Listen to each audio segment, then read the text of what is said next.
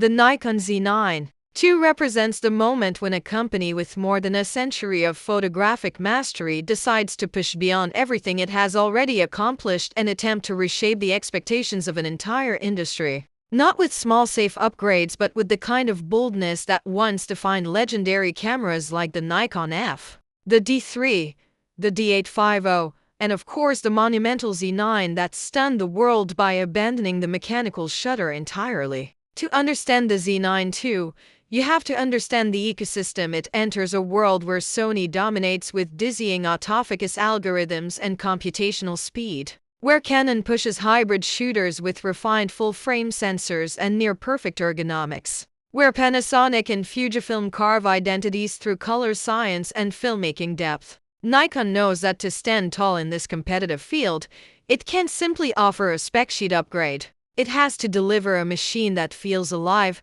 anticipatory, instinctive, something that doesn't just capture a moment but predicts it, interprets it, and reacts faster than the human hand. The conversations about the Z9 II rumble through photography forums, studio discussions, wildlife blinds, sideline benches, YouTube rumor channels, and professional networks. It is the camera many believe Nikon has been silently preparing as a strategic response not only to competitors but to the evolving demands of modern creators, photographers who shoot 8,000 video, filmmakers who also capture stills for posters, sports shooters who need a frame rate like a high-speed scientific instrument, bird photographers who chase split-second wing beats, and photojournalists who rely on gear that simply cannot fail in the middle of history. And from every whisper, leak, and hint emerging from Nikon's tight engineering circles, it becomes clear that the Z9 II is designed to exceed not only the original Z9,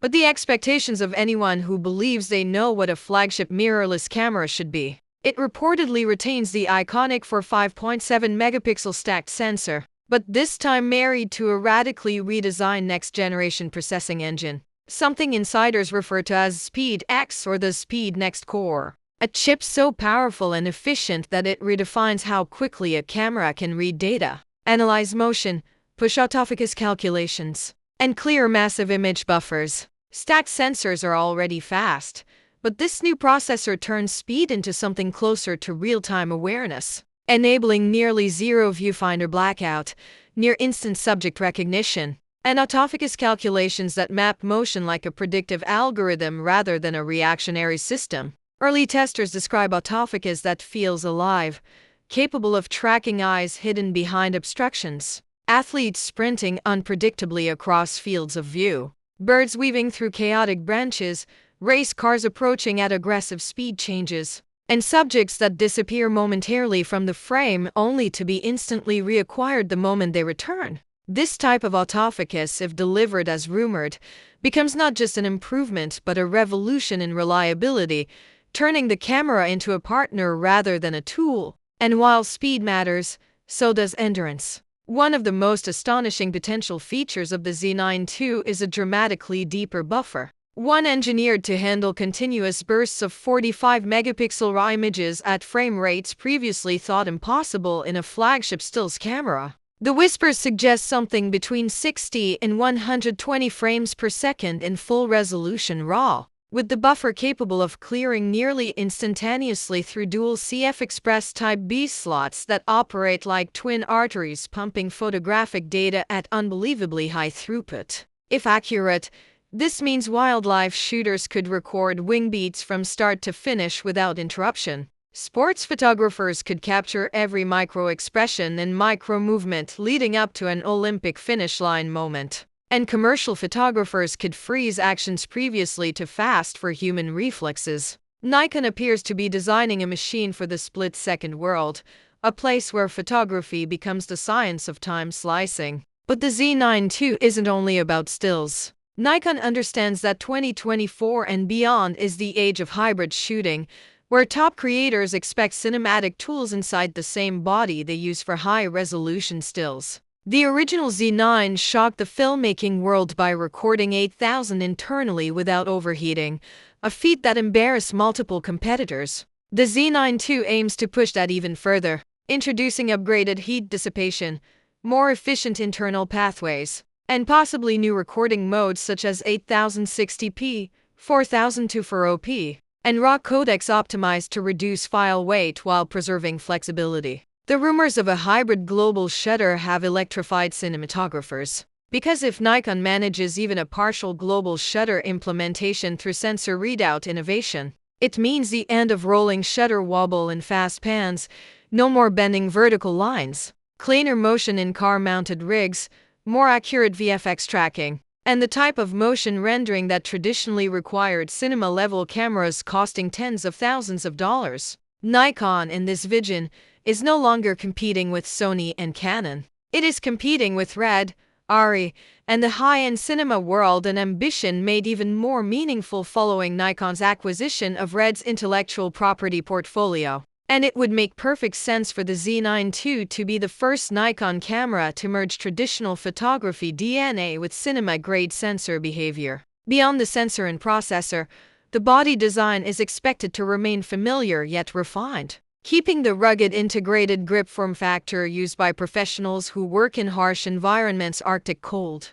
desert heat, monsoon rain, or stadium-side chaos. Nikon's flagship bodies are built with the seriousness of scientific instruments, and the Z9 II is expected to continue that legacy with reinforced magnesium alloy construction, improved weather sealing, a more efficient cooling framework, and ergonomics fine-tuned from thousands of hours of professional feedback. The EV is another area where Nikon reportedly aims for perfection, a new ultra-high-resolution OLED panel approaching or surpassing 9 million dots with zero perceived lag, a phrase used by insiders to describe a viewing experience that feels indistinguishable from an optical finder, finally closing the psychological gap between DSLR and mirrorless for purists who still miss optical clarity. A lag-free EV doesn't just improve comfort, it improves accuracy. When there is no delay between action and viewfinder display, panning with fast subjects feels natural,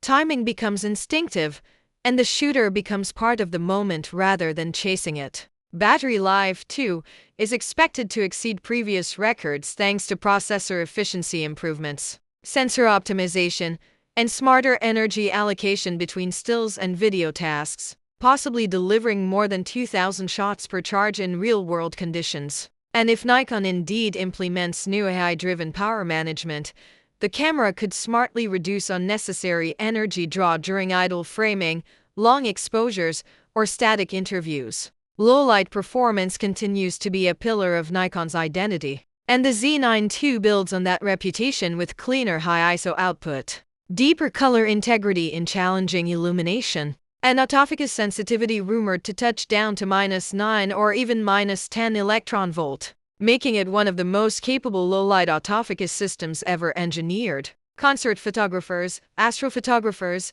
and nighttime wildlife shooters could finally work with a flagship that doesn't hesitate in the dark. But perhaps the biggest transformation in the Z9 II may come not from hardware, but from software. Nikon is reportedly investing heavily into computational imaging, smart subject recognition, behavioral tracking patterns, AI-assisted handheld stabilization, and real-time noise reduction pipelines that rival what smartphones accomplish but without sacrificing professional quality. If executed correctly, this would give Nikon something its competitors are aggressively pursuing: a future where cameras think, predict, and assist without taking creative control away from the photographer. This isn't automation, it's augmentation, a true partnership between human creativity and machine intelligence. And then there is the timing. The Olympics are approaching again, and Nikon has always aligned flagship releases with global sporting events. The D5 before Rio,